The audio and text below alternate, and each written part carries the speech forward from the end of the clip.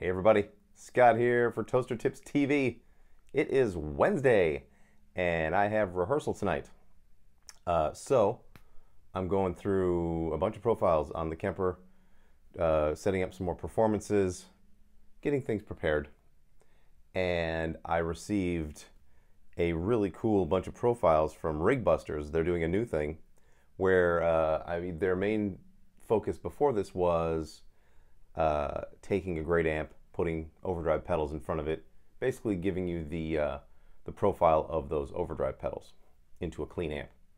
And now they've taken that clean amp and they've done a bunch of profiles with it. And it's the Cornford MK50H II, and really great Cornford amp, hand wired, all that, blah blah blah.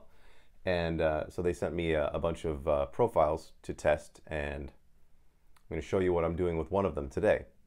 I think I'm probably going to concentrate the rest of this week's videos, today and Friday, on the Cornford MK50H II, because it is a really great sounding amp for cleans, for mild crunch, for mid-gain crunch.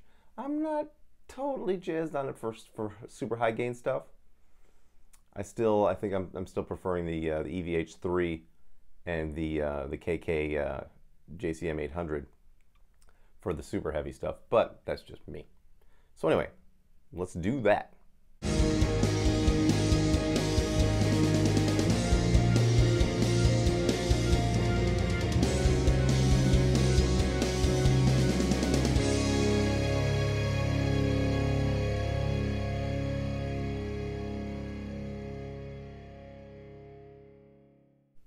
And by that, I mean, check out a profile.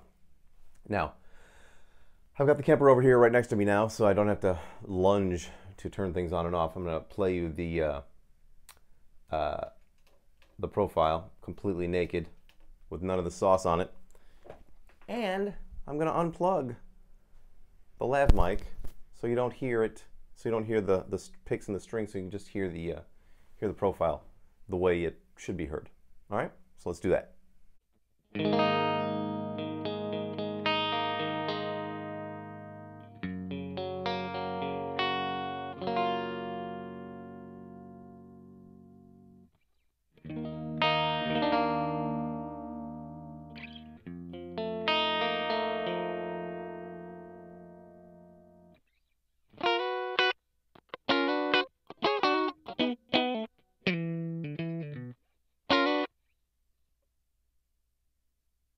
Now, I'm going to put the stuff back on. I've added a compressor. I'm going to go over to the Kemper after this and detail what I've done. I'm using actually a boost, one of the Kemper's boosts, just to add a little bit of that certain something. The French call je ne sais quoi. Anyway, I am using my the in-between position here with some of this blended in, so all three pickups. And here's what I get once I sauce this bad boy up.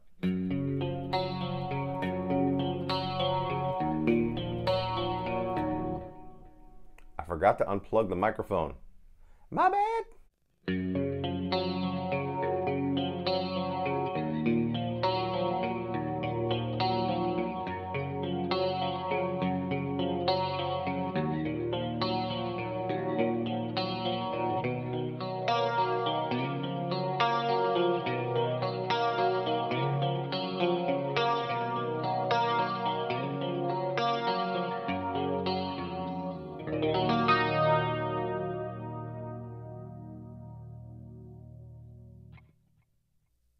It's got a pretty sweet sparkle to it, a ton of reverb for me, a good amount of delay, 2 modulations, chorus and rotary.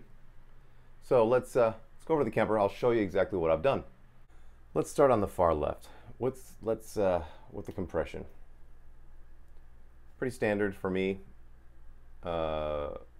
Less than 4 on the intensity and the attack, less than 1.5 on the squashes, right around the range where I keep it. The boost here is the pure booster, and I'm just giving it a little bit of juice it's not really affecting it as far as the amount of gain goes. I mean, it's giving it a tiny, tiny, tiny bit, but a little bit of volume. So it's nice. The first EQ is set thusly, and you're going to have to read these off of here because I'm not going to write these down and put them in the comments or whatever. That's just too much work. Sorry. You're on your own, Jack.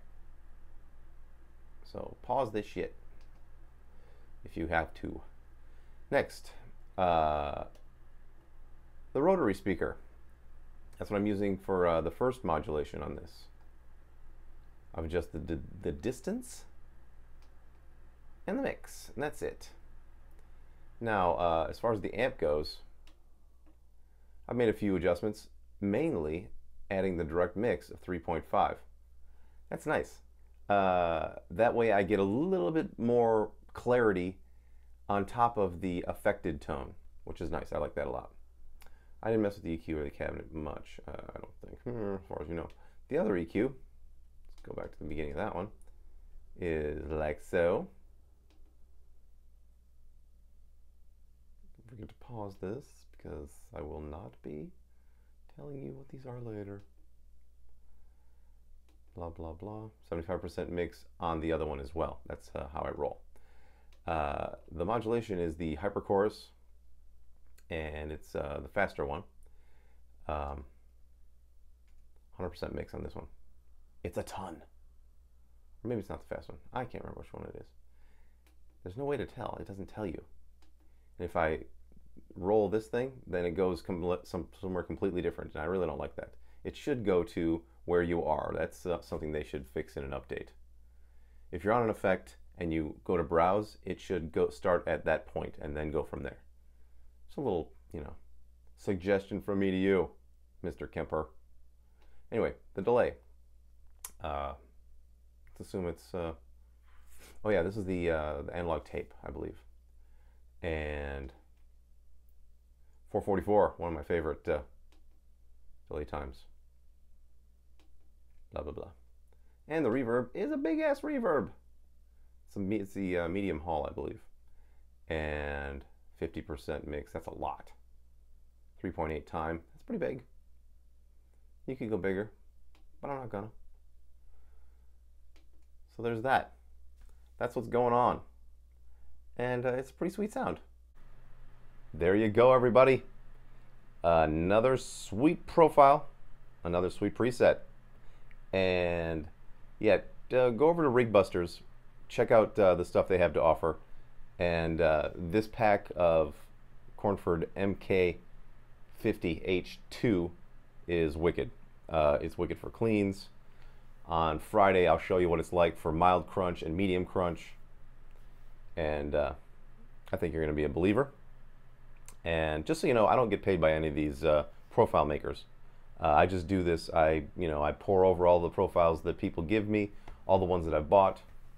I'm just giving you my honest opinion and how I'm actually using them and how they're working out for me. Because, I'm a working guitar player. That's what I'm going to do, man. Shit. So, there's that. Oh, I got to throw the pick. Bye. Fuck you, pick. Anyway, I'll see you on Friday. And until then, rock on.